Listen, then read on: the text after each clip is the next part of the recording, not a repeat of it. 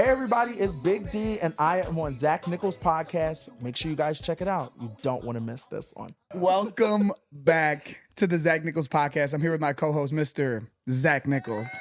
And as always, more importantly, we got a very, very special guest. Very special. Here. Actually, he's been the most special. Yeah, very, very special. Mr. Derek Frazier. Give it up. Give him a double. Thank you so much, guys, in the building. Thank you. This is such an honor. Before we start, yes, I have a gift for you. Oh shit! Here you go. Here you go. Here we go with the gift. First of all, you know, everyone knows I don't shy away from the internet controversy. Oh shit! But your clapback was amazing enough that we're re-gifting this little Indian gift, a re-gift, but it's never been worn. You know what? I will take it. Yes, because that's exactly where I need to be at. I appreciate you putting that respect on my name. No, for sure. And now that I've seen you in person, yes, I will fuck somebody up. You would clog the artery, bro. They would have to butter the walls. Listen, I think I'd still give myself the nod over you, only because I've done it. And I know exactly how I'd go about beating you. Yeah. I appreciate you. I appreciate that confidence you have. And listen, I'm not underestimating you. I know whose loins, whose plums you came from, brother. Right. Just remember that. Because I think a lot of people forget that I came from a boxer's son. And No. A boxer. The heavyweight champion of the world, Smoker Joe Frazier. Exactly. So I know that. I know that you come from some very powerful plums. That being said, yes, as do I. Bruce did not raise no bitch. I believe it. Listen, I watched you. I think you're an icon, a legend. I've never put. Yeah, I'm way older than you, and that means a lot. Thank you. I have never put anything bad on your name. I think, unfortunately, I haven't got my chance to show everybody what I could do. The thing about it, when you come to Big Brother, we know this. It's all little kiddie games. Mm-hmm. I'm 32 years old from North Philadelphia. I fought, I boxed, I played football. I will fuck somebody up if I need to. Mm-hmm. And I think, unfortunately, I haven't got a chance to do that. And I would love to. I know I'm not a runner. Bitch, I'm not running. I'm not jumping off some shit, TJ. You jump off that shit. I'm here to just hit bitches and show people I can fuck them up. I like that. Okay. And I'm not gonna lie. I was pretty confident. I was like, man, if Derek comes here, I could get him in a hall brawl. But now after I little dab you off, I might have a problem. I ain't gonna lie to you. Listen, I'll be down to try it, but I think I might. I just want you to know why I'm here. Yeah. I need everyone to know that you are a legend. Oh, me? Yeah. Why you are the star, and I need people to understand that. I agree. Okay? I agree. Because he does really good with this show. Thanks, man. You're the reason why I showed up. I love Zach and all, but I was like, I got to meet Pierre. He's the star of the show. They don't even, he just called me an icon, and he's showing up for you. He says I'm the star. Yeah. I appreciate it, man. Round of applause, please. Was that for you or for him? For me. No, it's for me. No, obviously, we've been talking on the Instagram, and obviously, Zach famously made some comments about your potential in a challenge, and we'll get to all that. But we definitely, the way that we do business here is if we talk about you on the show, you have an opportunity to come here on the couch and get it. So thank you for coming. I appreciate that, and I appreciate your time. Everything, because I know how you guys are doing. You guys are doing great. Like, speaking of time, you did come here on Tiffany time. Yeah, you're on Tiffany Eastern time. Shout out to Tiffany. Listen, Eastern. She's taking care of me. She fed me. She gave me a bunch of shots. She was like, whatever you need. That's my best friend. I love her. I don't doubt that she's probably one of the most hospitable reality TV stars of all time. I think you guys need to cut her a check at this point. Like, she's taking care of all the people that come through for this show. Yeah, we've had actually some people have people have contacted Pierre and been like, can we come on just so we can hang out with Tiffany? That is not cap. Yeah. That is not cap. That is factual information. Man, she's a great host, and she's such a, of course I have a podcast with her. Mm-hmm. She's my best friend. I'm telling you, we do everything. We talk every day. Do you know, like, every day we sit on FaceTime watching Naked and Afraid together? Oh, really? Yeah. People wouldn't think it. You would never think between me and Tiffany that we're going to be like best of friends, especially what happened in the house. That's great. Right. Not best of friends, but you watching Naked and Afraid every day, I can totally see that. You know what? Look, I got to look at something. The dudes look good on there. Would you do that show? Absolutely not. I'm already scared of bugs, so I can imagine like putting my fat ass out there, I'm also thinking like everyone's gonna see me at my core. Like you're seeing tits and ass and everything. Yeah, literally the most vulnerable I think you can be with another human is them to see your butthole. Yeah. If you've seen someone's butthole, you've seen the most vulnerable millimeter of their body. True. That is true. Yeah. That and the taint. Well, listen, I don't know how many taints I've been in, but you can speak for yourself. I go hard in the taint, baby. Is the girls' area called a taint too? Not that. What is it called? I thought only guys had taints. Oh, really? Yeah. You can't taint a female with that part of the body. I thought is there not a landing? All right, whatever. Anywho, shout out to my best friend who I'm going to ask who's a female. Is it called a taint? Oh, okay. All right. I'm not allowed to say that word in my house. There's certain words I'm not allowed to say. Jenna's like, that's gross. I can't say that. Yeah. I also can't say growler, beaver. Are you allowed lunch to say meat, moist?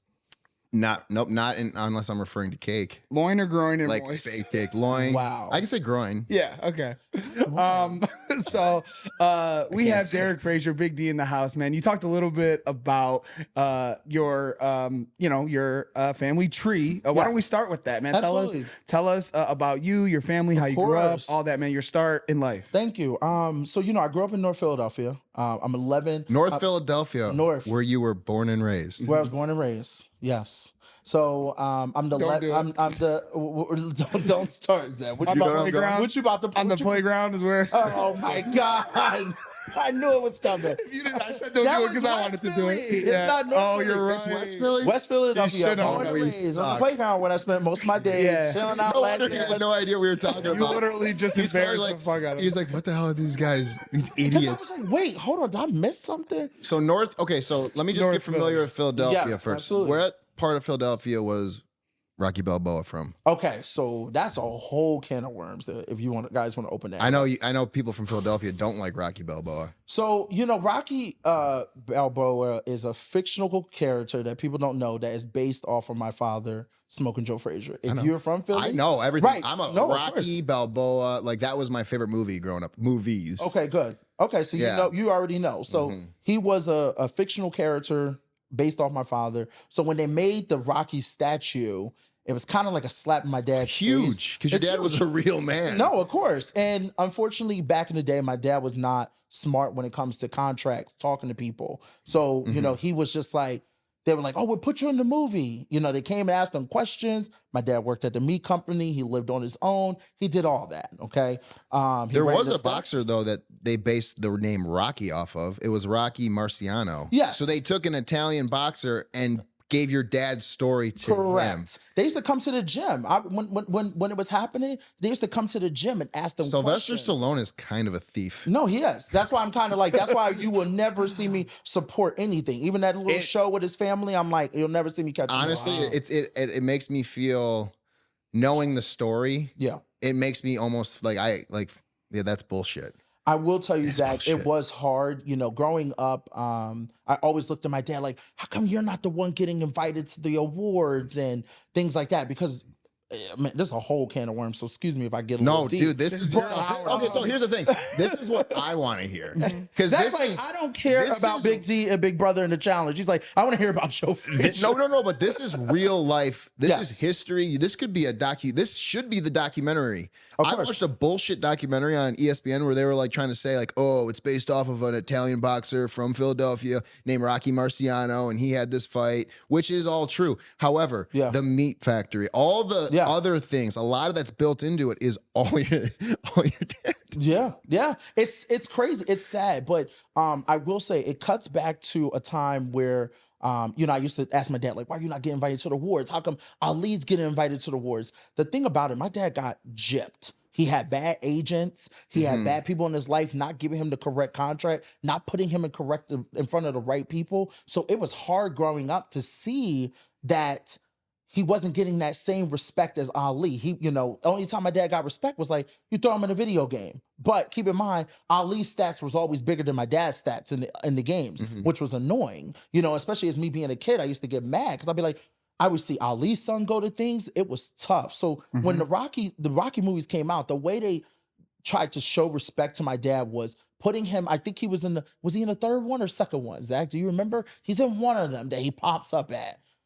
I want to say third, but now I'm questioning myself. It's either the second or third. Yeah. Okay. So I do know that. Yes. Right. So the second and third one, that was their way of like showing him respect. We're gonna let him go to the movies, and then we're also gonna pay him a little bit, and that's it. But they stole the whole entire story about him, and then you're kind of sitting there like, damn, he could have been bigger than this. Think about it. It took years. It took until my dad died. 2011. We got the statue.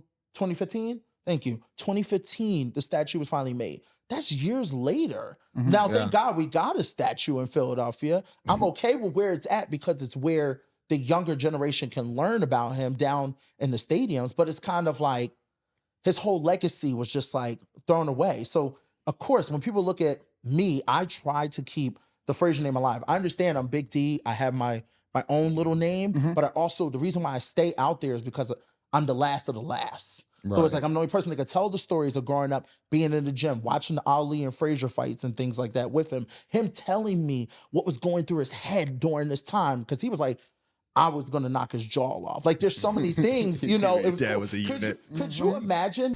That concludes the free preview of the Zach Nichols podcast. So go to Patreon and subscribe to see the rest of the shit that we talk. Go do it now.